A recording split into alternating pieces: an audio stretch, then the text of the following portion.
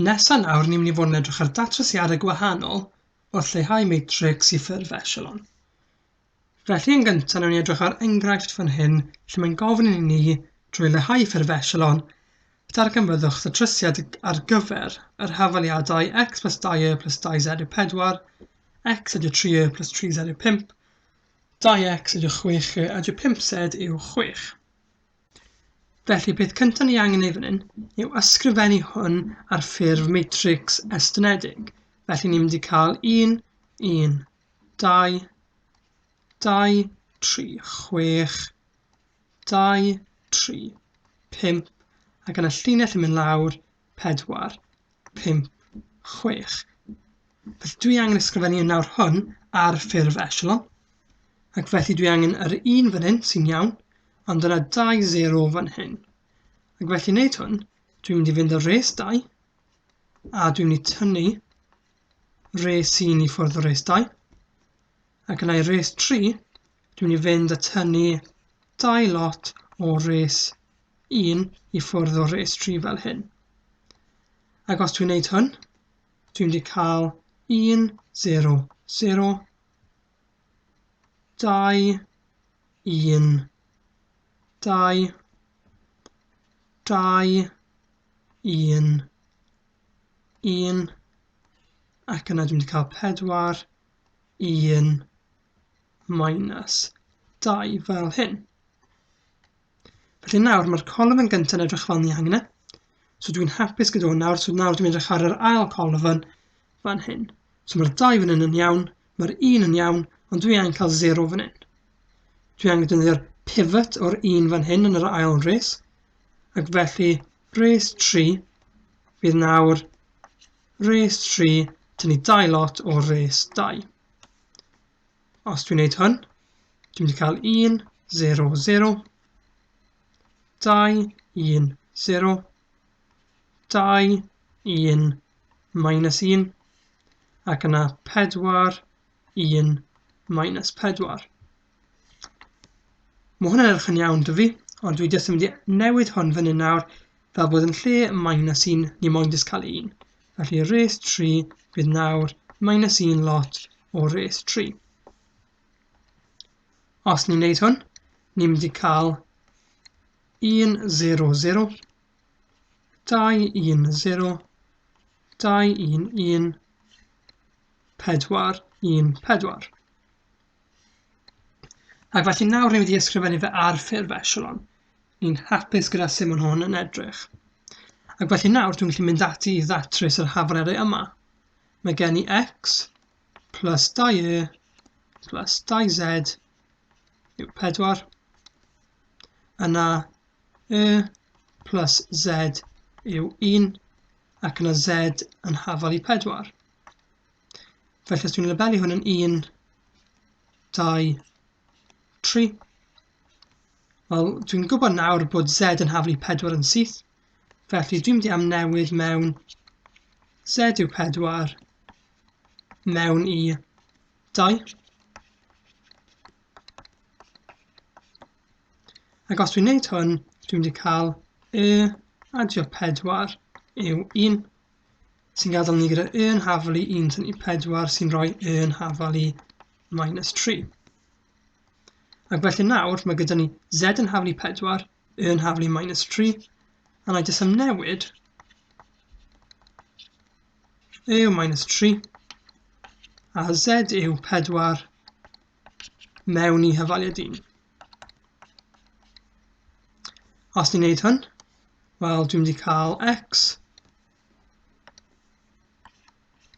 plus 2 lot o minus 3 plus 2 lot o 4 yw 4, sy'n rhoi x minus 6 plus 8 yw 4. Felly x plus 2 yw 4 sy'n gadael ni gyda x yn hafal I 2. Ac felly nawr ni gyda'r datrysiad lle mae x yn hafal I 2, y yn hafal I minus 3, a z yw 4. A fan hyn, ni wedi gallu darganfod gwerthoedd pendant am x, y a z. A dyma'r unig gwerthoedd bydd yn gweithio ar gyfer y 3 term yma. Ac felly ni'n galw hwn yn datrysiad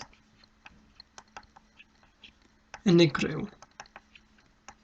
A reswm o hwn yn unigryw achos dydy x, y, z ddim yn dibynnu ar ei gilydd, a mae gyda ni gwerthoedd pendant sydd ddim yn effeithio ei gilydd. Felly wnawn ni edrych nawr ar enghraifft arall. Felly fan hyn nawr mae'n gofyn ni drwy lleihau ffurf echelon darganfyddwch datrysiad ar gyfer yr hafaliadau x plus y minus 2z yw 1, y minus z yw 3, ac yna minus x plus 4y minus 3z yw 14. Felly yn gyntaf, dwi am ysgrifennu rhain mewn matrics estynedig. A ni'n cael y matrics yma allan. Bwysig bod ni'n ofalus cofio roi mewn y zeros. Ac fan hyn nawr mae gyda ni'r matrix. Dwi angen lleihau hwn i fod ar ffurf echelon. I chi bod 1 fan hyn yn iawn yn yr colofn yn cyntaf, a mae'r 0 fan hyn yn iawn. Ond beth dwi am wneud nawr yw dwi am newid res 3 i fod yn res 3 adio res 1. Os ni'n gwneud hwn, dwi'n cael 1, 0, 0 fel ni angen yn colofn 1. Yna 1, 1, 5. Yna minus 2, minus 1, minus 5. Ac yna 1, 3, 15 fan hyn.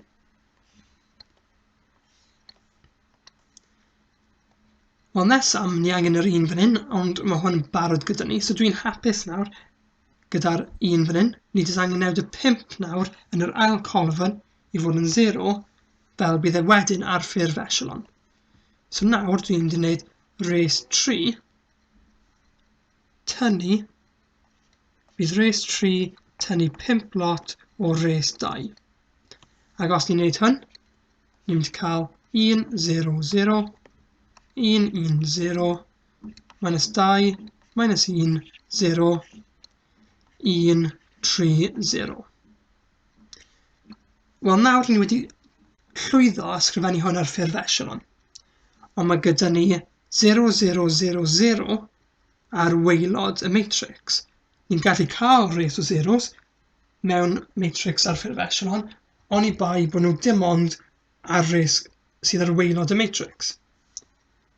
A be ni'n galw hwn yw matrix cyson. Ac felly mae hwn yn meddwl bydd pob gwerth ar waelod y matrix ar ffurf echelon yn hafali 0. A mae'n golygu bod 0x plus 0y plus 0z yn hafali 0. Wel, gall x fod yn 1, y fod yn 1, a z fod yn 1. A bydd hwn dal yn gweithio fan hyn. Neu, gall x fod yn 15, y fod yn minus 3, a z fod yn 1000. A bydd y gwerthoedd yma dal yn bydloni i'r hafaliad ar waelod y matrix. Felly, be ni'n mynd i fod yn neud fan hyn yw ni'n mynd i roed gadael i z fod yn hafal i ryw parameter yn ei galw fe'n alpha. Yna, na i edrych ar pa hafaliadau eraill ni'n gallu defnyddio. Mae gyda ni x plus y minus 2z yw 1, a y minus z yw 3. Nâi labelu hwn yn 1 a hwn yn 2. So nawr mae gyda ni 2 hafaliad ni'n gallu defnyddio. Wel, dwi nawr yn mynd i amnewid gwerth ni o z yw alpha mewn i hafaliad 2. Os i'n gwneud hwn, dwi'n mynd i cael y, tynnu alpha yw 3, ac felly y yw just 3 adio alpha. Ac felly bydd y yn dibynnu ar beth yw gwerth yr alpha fan hyn. Nesaf nawr, dwi'n mynd i amnewid mewn y yw 3 plus alpha, a z yw alpha mewn i hafaliad 1. Os i'n gwneud hwn fan hyn, dwi'n mynd i cael x plus 3 plus alpha tynnu 2 lot o alpha yw 1. Wel, fan hyn nawr mae gen i x plus 3 plus alpha minus 2 alpha yw 1. Os dwi'n symud hwn faint fi'n gallu, dwi'n mynd i cael x wedyn bydd alpha tynnu 2. Ac felly nawr ni gyda x, y, z yn hafal i alpha tynnu 2, 3 plus alpha ac alpha. Ac felly dibynnu ar beth yw gwerth yr alpha yn dibynnu ar beth yw gwerthoedd x, y, z. Mae gyda ni nawr un enghraifft arall i edrych ar. So eto mae angen i lleihau ffurf echelon ac yna darganfyddoch ddatrysiad ar gyfer yr hafaliadau. Felly fan hyn, y peth gyntaf dwi am wneud yw ysgrifennu fe ar ffurf matrics estynedig. So 3, 1, 5, 2, 1, 3, minus 5, minus 2, minus 8, yn y llinell 4, 1, 6. Felly fan hyn mae 2 opsiwn gyda ni i ddechrau. Dwi angen newid y 3 yma i fod yn 1. Un ffordd o wneud bydd rannu'r res cyfan gyda 3, ond bydd hwn yn gadael fracsiynau wedyn dros 3 sydd ddim mynd i fod mor neis. Neu, be dwi'n gallu wneud, a dyma beth dwi am wneud, yw dwi'n mynd i cyfnewid res 1 a res 2. Bydd hwn yn rhoi 1 yn y safle fan hyn, a bydd yn gadael y rifau eraill fel cyfanrifau neis. Felly os dwi'n wneud hwn, dwi'n mynd i cael 1, 1, minus 2, 1, 3, 2, minus 5, 4, 5, 3, minus 8 a 6. Nesa nawr, dwi'n mynd i ddefnyddio'r pivot fan hyn i addasu gweddill y colofn 1. Felly res 2 bydd nawr res 2 tynnu 3 lot o res 1, ac yna res 3 nawr bydd res 3 tynnu 5 lot o res 1. Os ni'n gwneud hwn, ni'n mynd i cael 1, 0, 0, 1, wel 2 tynnu 3 yw minus 1, 3 tynnu 5 wedyn yw minus 2. Yna minus 2, minus 5 tynnu 3 lot o minus 2 yw 1, minus 8 tynnu 5 lot o minus 2 yw 2, ac yna fan hyn ni'n mynd i cael 1, 4 tynnu 3 yw 1, a 6 tynnu 5 yw 1. Wel, dwi'n hapus nawr gyda'r colofn yma. Yn yr ail colofn, y peth cyntaf dwi angen wneud yw newid y minus 1 fan hyn i fod yn hafal i 1. Felly res 2 bydd nawr minus 1 lot o'r res 2. Os dwi'n wneud hwn, dwi'n mynd i cael 1, 0, 0, 1, 1, minus 2, minus 2, minus 1, 2, yna 1, minus 1, 1. Nesa nawr, ni'n mynd i cael gwared o'r minus 2 fan hyn, ac felly bydd res 3 yn newid i fod yn res 3 a 2 lot o res 2. Os ni'n gwneud hwn, ni'n mynd i cael 1, 0, 0, 1, 1, 0, minus 2, minus 1, 0, yna 1, minus 1, minus 1.